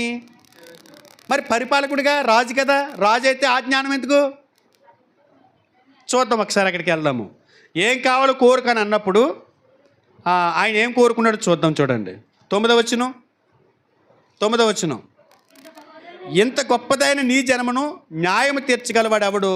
కాబట్టి నేను మంచి చెడ్డలు వివేచించి నీ జనులకు న్యాయం తీర్చినట్లు నీ దాసుడనైన నాకు వివేకము గల హృదయము దయచేయము. ఏం కావాలి? వివేకము గల హృదయం. 11వ వచనం చూడండి. దేవుడు అతనికి ఇలాగూ సెలవిచ్చాను, దీర్ఘాయువునైనను ఐశ్వర్యమునైనను నువ్వు శత్రువుల ప్రాణమునైనా అడగక న్యాయములను అనుగ్రహించుటకు వివేకము అనుగ్రహించమని నువ్వు అడిగితివి. నువ్వు ఎలా అడిగినందున నీ మనవి ఆలకించుచున్నాను. బుద్ధి వివేకములు గల హృదయము నీకు ఇచ్చుచున్నాను. ఈ జీవితంలో మనం కూడా అలాగే జ్ఞానాన్ని ఎంచుకోవాలని సొలొమోను గారి ద్వారా దేవుడు మాట్లాడుతున్నాడు. అది అడిగిన సొలొమోను గారు సామెతలు రాస్తూ అంటున్నాడు, అలాంటి జ్ఞానాన్ని మీరు కూడా సంపాదించుకోండి, ప్రయాసపడండి. పరమైనటువంటి ఆధ్యాత్మిక జ్ఞానం మీరు కలిగి ఉండాలి. ఈ పరిపాలన చేసేటప్పుడు నేను అడిగాను, దేవుడు నాకు అనుగ్రహించారు. మనకు ఈ భూమి మీద బ్రతుకుతున్నప్పుడు ఏం కావాలి? మనకి జ్ఞానం. ఆధ్యాత్మికంగా బలపడడానికి మనకి ఏం కావాలి? జ్ఞానం. ఎవరు ఎందుకు గుప్తమై ఉన్నాయి? కొలస్సీ పత్రిక 2:3-4 అంటాడు, బుద్ధి జ్ఞానములు సర్వసంపదలు క్రీస్తునందు గుప్తమై ఉన్నాయి. ఆయన అడిగితే ఎవడా? ఈ భూమి మీద బ్రతకడానికి మనకి ఏం కావాలి? జ్ఞానం. అందుకని యేసుక్రీస్తు వారి కొండ మీద ప్రసంగాలు ఆయన అన్నాడు, ఆయన రాజ్యమును నీతిని మొదట వెతకండి అన్నాడు. ఆయన రాజ్యాన్ని నీతిని వెతకాలంటే మనకి ఏం కావాలి? జ్ఞానం కావాలి. ఇది అడగమంటున్నాడు ఆయన. జ్ఞానం కావాలా నీకు అని అన్నప్పుడు, జ్ఞానం కలిగి ఉంటే ఏమొస్తుంది అని అన్నాం అనుకో, సామెతలు 8వ అధ్యాయం చదువుకోవాలి. జ్ఞానం ఏం నేర్పిస్తుందో, ఏం చెప్తుందో అర్థమైతే దేవునికి స్తోత్రం. చాలా కష్టమైపోయింది కదా మీకు వినటానికి? అయింది కదా? సరిగ్గా చెప్పట్లేదు మీరు. కష్టమైందా? కానీ అర్థమైందా? పోనీ కష్టమైనా అర్థమైందా? ముడుసులు తగిలినా కూడా మాంసం టేస్ట్గా ఉందా? ఆ తగిలిన 2-3 ముక్కలైన రుచిగా ఉన్నాయా? ముడుసులు వచ్చే వారం మెత్తబడతాయి. ముళ్ళపంది అంటండి, అది మాంసం తిందంట. ముళ్ళపంది చూసారు ఎప్పుడైనా? ఇంతే ఉంటుంది, దాని చుట్టూ ఇంత ముళ్ళు ఉంటాయి. ఏదైనా ప్రమాదం వచ్చిందనుకో అలా విప్పదీస్తుంది. ఏది కూడా దాన్ని ఏం చేయలేవు. ముళ్ళపంది ఆహారం ఏంటనుకుంటున్నారు? మాంసం తిందది. అడవులు ఇంకేం తిందది, ఓన్లీ ముడిసులే తింటుంది ముళ్ళపంది. అదేం చేస్తుంది తెలుసు? వేటకెళ్ళేటప్పుడు ఇక్కడ బయలుదేరుతుంది, 2-3 కిలోమీటర్లు పెట్టుకుంటుంది టార్గెట్. ఒకవేళ ముడిసులు తాగలేదనుకో 10 కిలోమీటర్లు వెళ్తుంది. ఇలా వెళ్తున్నప్పుడు ఈ ఆల్రెడీ సింహాలు పుల్లు తినేసిన ముడుసులు ఉంటాయి కదా, జంతువులు, అక్కడికి వెళ్ళి 4 టచ్ చేస్తుంది. కొద్దిగా లాలాజలం దాని మీద పాడేస్తుంది. వెళ్ళి ఎలా కనపడిన ముడుసులు అన్నింటి మీద పాడేసుకుంటూ వెళ్ళిపోతుంది. మరలా తిరిగి వస్తుంది చూసారా, అప్పటికి మెత్తబడిపోయి ఉంటాయంట ఆ లాలాజలం వల్ల, అప్పుడు తింటాయంట. ఇప్పుడు మనం ఇలా వెళ్ళిపోయామనుకోండి, బైబిల్లో ముడుసులు తగులుతూ ఉంటాయి. బైబిల్ అంతా పూర్తి మళ్ళీ రిటర్న్ అయ్యి మళ్ళీ మొదటి అధ్యాయంకి వచ్చేదానికి ఆదికాండం మెత్తబడిపోతాయి ముడుసులన్నీ. అర్థమైందా? మీరు చదవలేదనుకో ముడుసులు మెత్తబడవు.